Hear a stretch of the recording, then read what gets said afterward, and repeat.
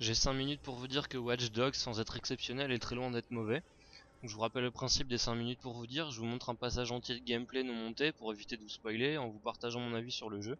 Ici il s'agit d'une mission du début de l'acte 2 que je trouve assez représentatif puisque je m'infiltre par le hack pour parvenir à mes fins.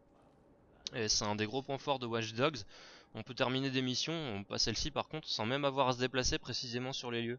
On va pirater une caméra à proximité et se déplacer de caméra en caméra jusqu'à accéder au point de piratage de notre objectif. Un genre d'infiltration futuriste que j'ai trouvé vraiment cool. Ça représente une grosse partie du jeu, même s'il y a quelques missions où on est obligé de bourriner avec ses gros flingues. Donc pour ceux qui se seraient perdus dans les bois pendant les 2 dernières années, je rappelle que Watch Dogs se déroule dans un Chicago futuriste mais pas trop, où le CTOS, une organisation privée, contrôle tout le réseau de la ville où tout est connecté. C'est-à-dire que sans même parler des caméras partout pour la sécurité des gens à la Orwell, les feux de signalisation, les données bancaires, le métro, tout est dirigé par un réseau. Du pain béni, ouais je dis pain béni moi, pour notre personnage Aiden Pierce qui est un hacker vigilante qui essaye de faire sa loi en marge du pouvoir corrompu que représente le CTOS, qui vend sa base de données aux plus offrants, contrôle les médias, blabla classique. Avec son smartphone, il peut donc avoir accès à tout et interagir sur son environnement très facilement. Donc pour l'anecdote, le concept de base du jeu est né d'une discussion autour d'une bière entre les développeurs d'Ubisoft Montréal, alors que le tout premier iPhone sortait et était encore un truc de niche. Donc ils l'avaient et ils se sont mis à imaginer tout ce qu'on pourrait faire avec ce genre de gadget dans le futur, pensant que ça ferait un bon thème de jeu.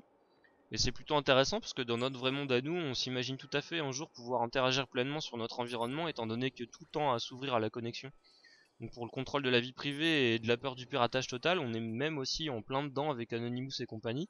Du coup, alors que le concept du jeu est né il y a plus de 5 ans, on s'aperçoit qu'Ubisoft est en plein dans l'air du temps et j'ai trouvé ça vraiment très intéressant. Et malheureusement, ce thème vraiment cool est un peu sabordé par une écriture faiblarde où en fait tout cet univers est bien approché par le gameplay, mais seulement en substance par l'histoire, puisque le but principal d'Aiden c'est tout simplement de sauver la princesse, qui cette fois n'est pas sa meuf mais sa sœur. Bon après il fait ce qu'il veut avec sa sœur, mais il s'appelle Pierce Lannister. Certaines missions abordent brièvement le sujet qu'on a définitivement l'impression de survoler, alors qu'ils auraient pu faire quelque chose de super bien, très adulte, avec un beau suspense conspirationniste. D'ailleurs, j'ai personnellement mis 2 bonnes heures en plusieurs sessions de jeu, avant d'avoir vraiment envie d'y revenir et de voir un peu ce qui se passe au-delà du gadget. Donc en général, c'est pas forcément super bon signe, ça veut dire que l'histoire est vraiment pas maîtrisée quoi. En tout, le scénar doit faire une douzaine d'heures que vous pouvez un peu rallonger avec des missions annexes qui ont globalement tout un bon concept mais qui ont tout un aspect très répétitif dès qu'on en fait plus de deux d'une même catégorie. Et le online pseudo intégré au solo est dans la même lignée, sympa vite fait mais qui aurait mérité d'être creusé. Qu'un joueur débarque dans notre partie pour tenter de nous pirater, c'est plutôt marrant. Dommage qu'on puisse pas choisir d'intégrer la partie d'un pote précis, ou alors on peut mais c'est tellement mafoufu que j'ai pas compris comment. Et tant qu'on est dans les choses qui fâchent, la narration du solo est très maladroite avec Aiden qui inexplicablement raconte à haute voix ce qu'il fait et pourquoi il le fait. Ça passerait si comme dans Prince of Persia les sables du temps il nous racontait son histoire en voix off et commentait la façon dont on la joue, mais en fait non, c'est juste un système hyper grossier implémenté par les développeurs pour que le joueur comprenne ce qui se passe. C'est un truc qui me gonfle particulièrement. Si un film faisait la même chose, n'importe qui scanderait que c'est de la merde, du coup je comprends vraiment pas pourquoi ils l'ont fait. Et même dans le game design, on a parfois droit à du caca avec un passage sur un toit sans aucun accès où pourtant des ennemis apparaissent comme par magie. En vrac, en des défauts qui m'ont marqué, j'ai noté des bruitages de véhicules parfois à la limite de l'amateurisme et un Chicago vraiment vivant de par ses PNJ mais sans âme. Ça aurait pu être n'importe quelle autre ville en soi, on n'aurait pas vu la différence. Comparé à la minutie de Rockstar pour ces villes où on ressent vraiment une ambiance, ici rien. Comme si Chicago n'avait rien de particulier, ce qui est peut-être le cas après tout, mais j'y suis jamais allé, mais bon. Toujours est-il que cet univers ultra connecté arrive dans le jeu à rendre les choses plus humaines.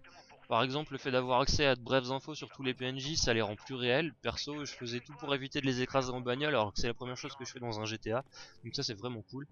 Et une autre bonne idée, c'est l'infiltration en voiture, étant donné que nous sommes dans un univers connecté, les recherches de flics sont beaucoup plus puissantes, ce qui est cohérent, que dans un GTA Light classique. Et on va donc pouvoir tenter de quitter une zone en bagnole en évitant de croiser les patrouilles, en brouillant leur scan ou carrément en éteignant les phares et en coupant le moteur de sa bagnole dans un coin en se cachant derrière le volant. Ça c'est très sympa. Et j'ai aussi beaucoup aimé un petit easter egg à la fois discret et voyant. Il y a dans plusieurs missions, il y a un certain Tyrone qui est mis en scène. Donc je vais pas trop en dire, mais souvenez-vous de ce personnage et de son nom, et regardez le film Snatch de Guy Ritchie, quelque chose devrait vous frapper.